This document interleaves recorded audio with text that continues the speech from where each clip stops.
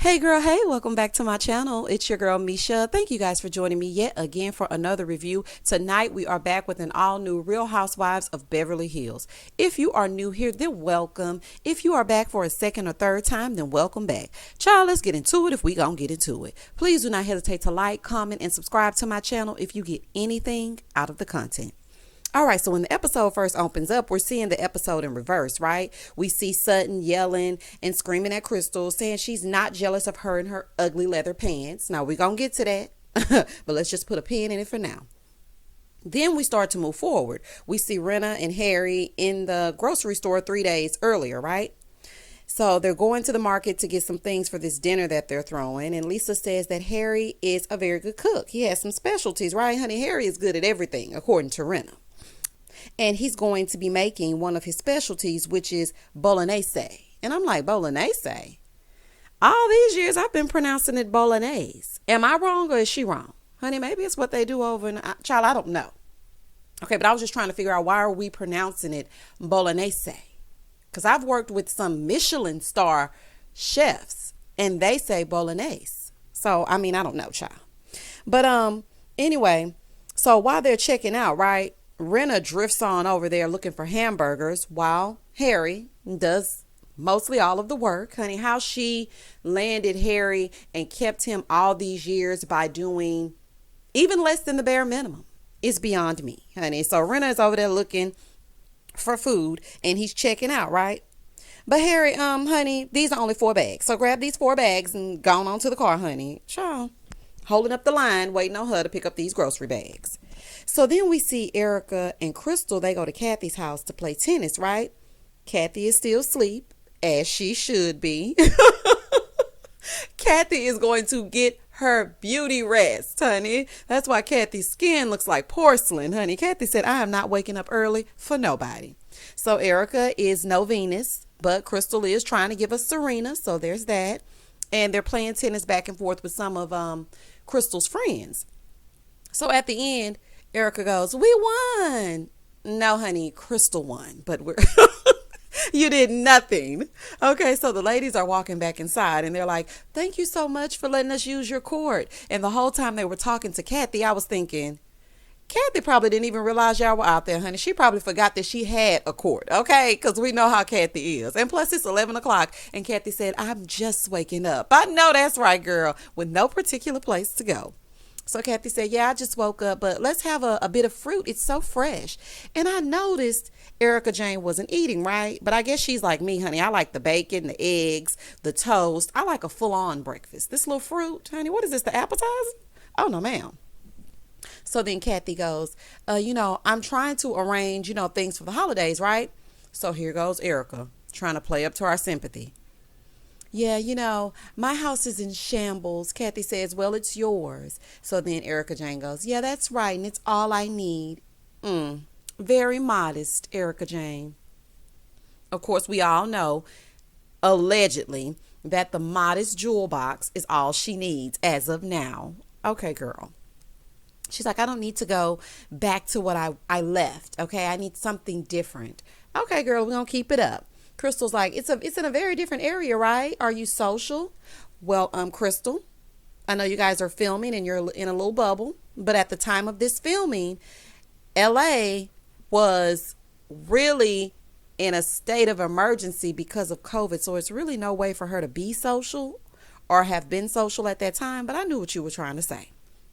So Erica was like, no, when I feel comfortable. And so then Kathy was like, well, when you were with Tom, you were, social. She's like, oh, I was full on social, but it was all business social, right? And she's like, yeah, I was just basically inserted in there. I could imagine. But then I can't see Tom letting his little bit of hair down. The few times I saw him, he was in a full on suit. So of course you weren't social like that with Tom. Honey, he's always wearing a suit. Probably wore it to bed. She's like, Tom had everything set up and I just inserted myself. Just because you have a lot of money doesn't mean you have a lot of independence. And I was thinking, why are you talking like this? I was like, girl, please. Okay. It's enough. She's like, when you aren't in charge of your own finances from the jump, where are you going to go? Honey, to jail, allegedly. To jail, honey. That is where you're gonna go if you're not in charge of your own finances, honey. You better ask Teresa Giudice over there in Jersey. Oh my goodness.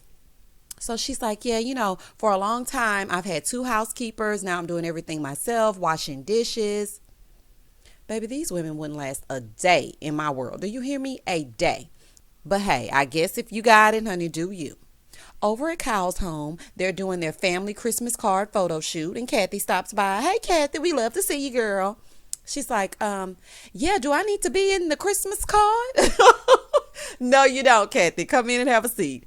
And you know what? I really love Kyle's family dynamic with all her girls and her husband. I just love it, okay? It might be something going on behind closed doors because we never know. When it looks too perfect, it probably is. But I just love to see it. So they go sit down, Kyle and Kathy, right? And she tells us that she has everything that you could ever think of in her Barney bag. And the reason why I call it a Barney bag is because I remember watching Barney as a young kid, and he would pull out gizmos and gadgets and odds and ends and even some old strings. I'm just saying. He had everything in that bag. And so the way Kathy was describing it made me think of the Barney bag, not to be confused with a bag from Barney's. Okay. So they started talking about Kim being alone for the holidays. And Kathy said, I talked to Kim for like 3 hours and she sounds really good. She's just not comfortable with coming out right now. So Kyle was like, it's not good for her to be alone. I texted her and I didn't hear anything back. Kathy said, oh, you have the wrong number. And then Kyle said, she changed her number? Oh, my good. Kyle, why are you always at odds with your sisters? Like, I know sisters fight. Okay, because me and my sister, we fight all the time. But it seems like Kyle is always on the outs with one of her sisters. I would have felt so bad to know my sister changed her entire number and I didn't know anything about it. But child, I guess that's just the life with girls. So Kyle is worried because she's been quarantined alone for 9 months. And she's trying to figure out how she's going to continue this, especially through the holidays, right? So basically, the sisters are always into it. When two of them are friends and they're not friends with the other. When the other two are getting along, then the other one's not getting along. So they really want to all get on the same page. But I'm thinking the common denominator is Kyle. No, I'm just kidding. So Mauricio is on his way to work out. And Kyle accidentally drank some of his drink, right? So Kathy's like, well, guys, we still have to be careful. Kyle goes, he's my husband. Oh, Kathy. Oh, my goodness. Kathy was like, listen, COVID is out there, honey. COVID don't care about nobody. Do not drink after each other, even if you live in the same household. Kathy. In the next scene, Rinna comes over to visit Erica Jane, and you know how she is. So she's getting a tour through the house, and Rinna always has to put on her soap opera's best. Wow, are you serious? Oh my God, look at this. This is freaking fabulous. Oh my God, have you seen you? Oh my gosh, look at your. I'm like, Rinna, calm down, honey. It's basic. Okay, she has some leaves, no, some wallpaper up in the restroom. It's fine. Like, calm down. She's like, it's so hard for her to go now from doing it with the staff to doing it all alone. Honey, she'll be fine. So then the producers ask Erica, do you think it's the first time in 20 years you've had to think about money? She goes, oh, yes. But I have a New York Times bestseller. I have a shoe collab, a makeup collab, and a show. I have enough for Postmates and my house, so I'm fine. Listen. Every time I hear her speak of money, I just cringe. And I'm going to tell y'all this. I was an Erica Jane stan. She was so beautiful to me. She still is beautiful. I can't take her beauty away, even though she's a little con artist, but allegedly. But to me, she was just so fabulous, so beautiful, a take charge kind of gal, which is why this is really tripping me out when she says that Tom was the head, and I don't really see Tom being the head. I feel like, she was the neck that turned the head, but that's neither here nor there. And it just really upsets me every time I hear her speak of her money. Even if it's lack thereof, I don't want to hear you talk about your finances. So Sutton shows up. She has a gift in hand. Sutton will never come anywhere empty-handed. Now, y'all keep that in mind for this last scene of this review. So they go outside. They start discussing the Crystal versus Sutton smackdown. Sutton's like, Crystal needs to admit the way that she used the word was wrong. She did not use the word incorrectly, Sutton. I'm sorry, she didn't. Can we all admit that we just need to drop it? Honey, let's just get on with it. So then in the next scene, we see Garcelle at home and we get a glimpse of the madness that she's going through with her two teenage boys. And listen, I really love to see these scenes. I love the fact that every episode they're showing Garcelle separate from the ladies and their drama, and they're showing us exactly what she's going through. You know, we saw her with the dating coach. Then we saw her talking to her boys about her potentially getting married again. Now we're sitting here and it seems so normal because we're sitting here watching her son on a Zoom call try to do schoolwork while she's loud in the background. If that ain't real, I don't know what else is, honey. They picked the perfect co-host for the real, because that was a very real scene. So one of her twins, his teenage hormones are taking over. Oh, child, I am not looking forward to that. Do y'all hear me? So she's like, look, it's overwhelming, and especially for Garcelle, because, you know, she's doing it by herself. She said when she was young, she wasn't allowed to have those kinds of emotions, but she's raising them a little bit differently, and so it's kind of hard for her not to take it personally. Let me just tell y'all, I feel her pain because I allow my son to have a voice, but sometimes he gets a little bit carried away. But I remember being stifled as a child. I think that's why I talk so much now. And I remember wanting to express things, you know, that I didn't like. But, you know, back then it was, I am the parent, you are the child. But I'm trying to raise my son. He does know I'm the parent because, honey, I don't play. But I do raise him to let me know if something is bothering him, if I've hurt his feelings, if there's something he thinks I need to change. Because I feel like when a child is comfortable with you, it will allow them to open up to you. Okay, and so I understand Garcelle in that respect. He stomps upstairs and she's just left there with the other twin. The other twin basically said, torture him, take away all of his chargers.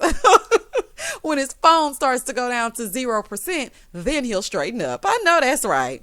So it's the day of the party. Rinna and Harry, basically Harry, okay, because Rinna's done nothing. They're getting things together. And I was watching this scene.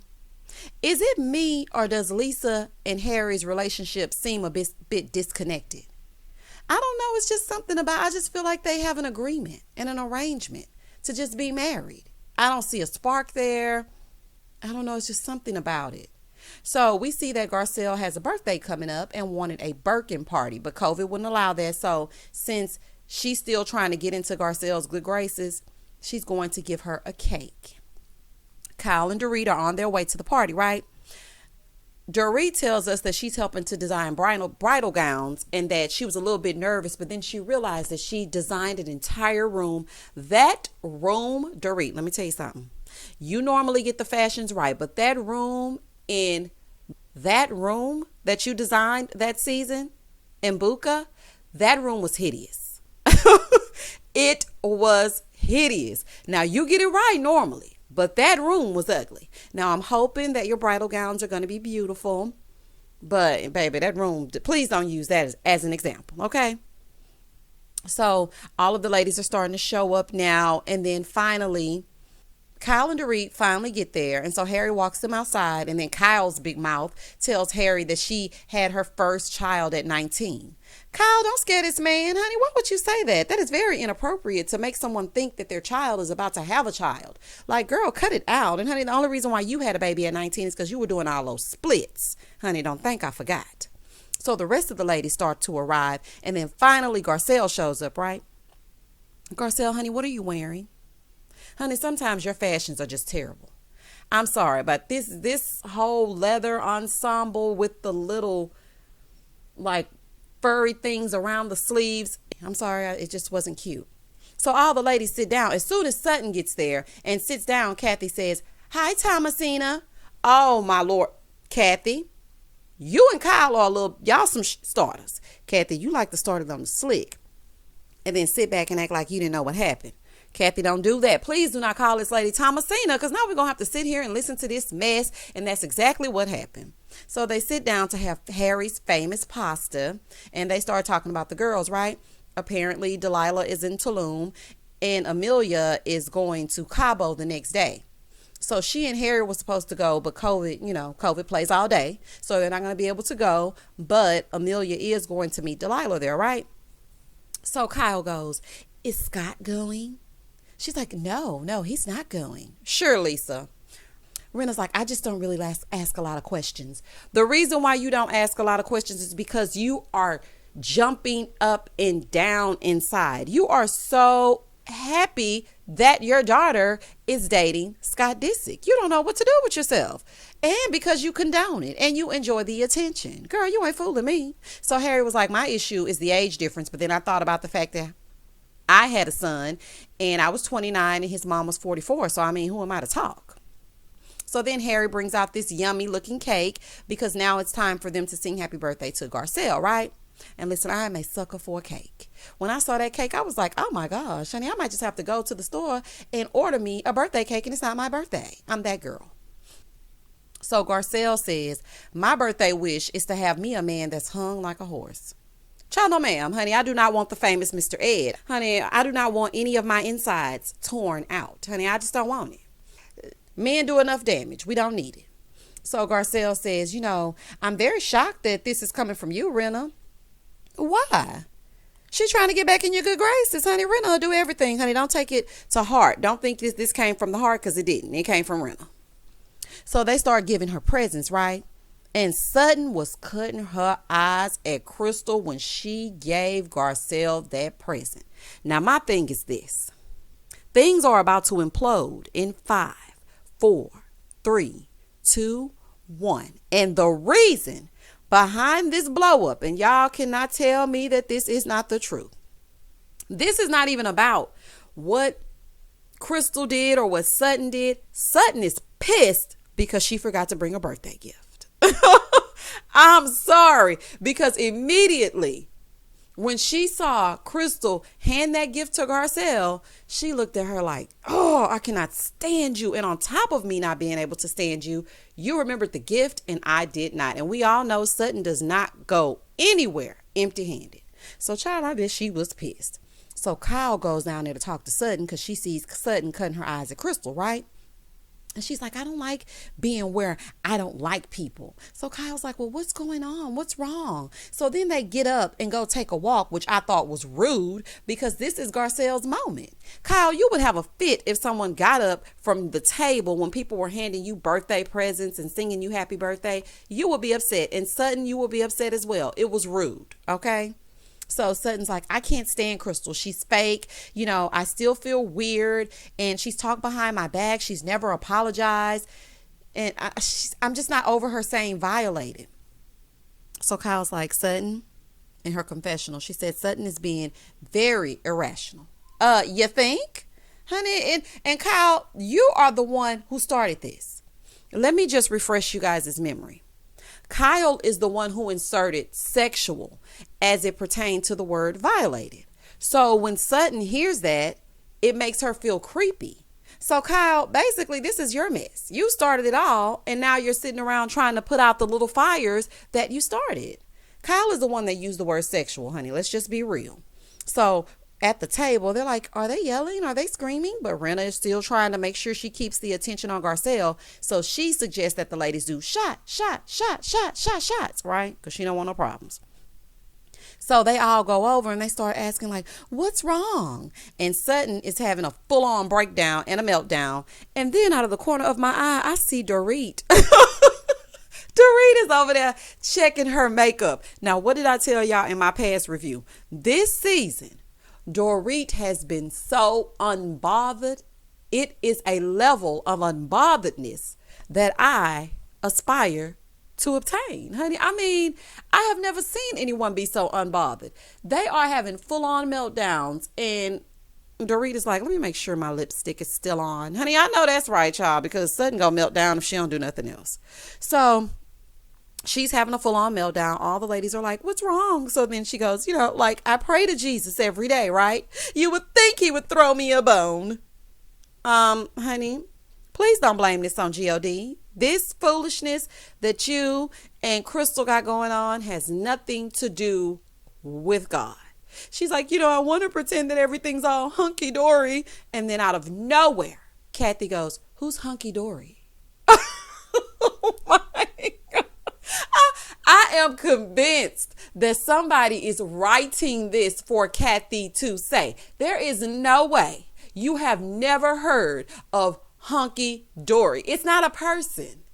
Child, oh my God. Ooh, child. Okay, so anyway, they straight up ignored her, honey. And I'm trying to figure out how they ignored her because I'm still hollering about it to this day. Do y'all hear me? And this aired on Wednesday. So they ignored Kathy because, child, nobody got time to explain to you who Hunky Dory is, honey. She's mad because Crystal is standing firm and not apologizing to her. And that's what I think. Now, that's just my personal assessment. And she's not used to that. Sutton is used to someone saying, you know what? I'm going to go ahead and bend because I want to go along to get along with this group. And I apologize. But see, I have to say this as well. Crystal, you come across as mean girl. And it's almost like you get enjoyment out of sticking that knife in there and twisting it when it comes to Sutton. Because you know you can get a rise out of Sutton. She will come unhinged. She will fall smooth apart. And Crystal actually likes that. So she stands there with her little smug look on her face and she smiles and she looks at Sutton and she knows that it drives Sutton crazy. So then she's like, I don't like the fact that you use the word violated. She's talking to Crystal, right? She's like, what crazy planet do you live on? And Crystal goes, not yours. Oh, baby, listen. The way I said, what, baby? Crystal is a savage. Do y'all hear me? Honey, she could care less about Sutton's feelings. And it's almost like she wants to push her over the edge, which is not cool. Okay, it's giving very much mean girl. Now, I'm not the hugest Sutton fan, but it is giving very much mean girl. But what I want Sutton to understand is Crystal I think this is getting lost. Crystal suffers from body dysmorphia. Okay, when she walked in, Crystal felt violated, not in a sexual way, but she felt like her privacy was being violated. Her door was closed. She knocked. She didn't offer you entrance and you came in anyway, and she felt violated in that moment. And quiet as it's kept, Crystal was in there gossiping on the phone to her friend about Sutton at that very moment. So I'm thinking that she might have made a bigger deal out of it because she didn't want to let on that she was gossiping about Sutton. That could also be it, okay? Because I want to give y'all both sides because I'm unbiased over here on this channel. So she's like, well, what do you need, for you to feel better? This is what Garcelle is saying because they're trying to figure out, like, what's happening? Because why are you just coming unhinged like this? And she's like, look, what do you need for you to move on? Because we all want to move on from this. We're trying to figure out when will it end. She's like, the word violate is crazy. Crystal said, I'm not going to change the word that I used. I used it correctly. And I would do it again. Baby. Sometimes her delivery comes off as unlikable. Crystal, you're coming off a bit unlikable, honey. I understand your point. But at the same time, it's the way you deliver the message. So Kyle said, I think she wants an apology. Crystal said, no. And you know what? Somebody just told me last week that no is a complete sentence. I'm the kind of person that I'll say no and then I'll elaborate. But she said no and she meant what she said. And then she says, look, listen, okay, let me take that back. I'm sorry that you're upset. Sutton's like, no, that's not an apology. She's like, I'm not apologizing to you for using the word. I'm apologizing that you're upset. She's like, no, I'm not taking that. That's a bullshit apology. She said, okay, well then I take it back. Oh, child. So then as she's walking down there, Garcelle's like, she didn't know you were naked. She's like, it's not about naked. Sutton said, why are you getting so defensive? Oh my goodness. So they're going back and forth, right? Crystal says, you're upset because you're jealous of me, period. Crystal, honey, what exactly is she jealous of? Sutton, if we talk about money, her money's long, okay? With or without the spouse. And I'm just trying to figure out what she's jealous of. I don't get jealous. I mean, maybe jealous of the fact that you brought a gift and she forgot. That could be.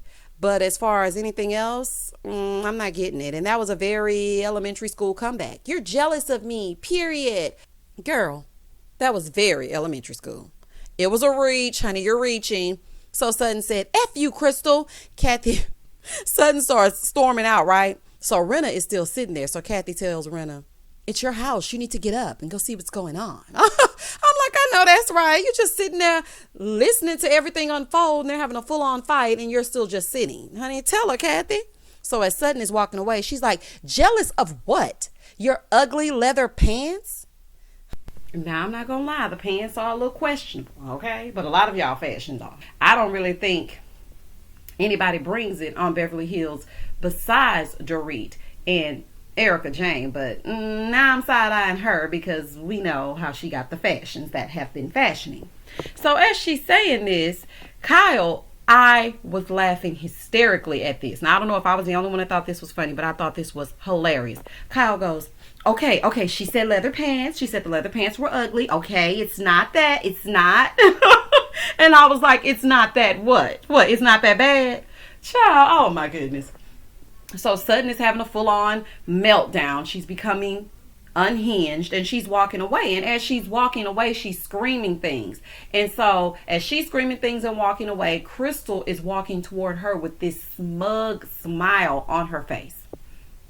Crystal, okay, the damage is already done, honey. Please leave Sutton alone because I don't want to hear it. Sutton, you're absolutely wrong for making this entire scene about you. You took Garcelle's moment and made it about you. That is not cool. If y'all don't like each other, please stay away from each other. Sutton, you're simply mad because you forgot to bring a gift. And Crystal brought a gift and Garcelle loved it. And that pissed you off. Let's just call a spade, okay? And I also want to say this, because I'm unbiased on this channel. I'm not team Crystal. I'm not team Sutton. I'm team what I see on the screen, and I'm going to relay it to you. Sutton was not being malicious when she walked in on Crystal. But Crystal felt violated. Could she have used another word? Sure. Did she use another word? No, she did not. She used the word that she felt in that moment. She expressed it to Kyle, and Kyle started using the word sexual and made it bigger than what it is, or what it was. So now it's embedded in Sutton's brain that she's some kind of sexual perv and she violated Crystal. That's what the issue is. So I just want to say, Crystal, you have every right to stand up for yourself and stand firm in what you said and believe that the word violated was used according to the way that you felt in that moment. You have every right to do that. Sutton, you made this moment about you. You should have waited. You and her have had conversation after conversation after conversation, and we should not still be going through this after we're on the 8th episode of the season. You and her have been fussing since episode 2. If you don't like each other, that's fine. And I also want to say, Kyle, this is all your fault. Please do not hesitate to like, comment, and subscribe to my channel. And as always, stay safe, stay blessed, spread love, not germs. Peace.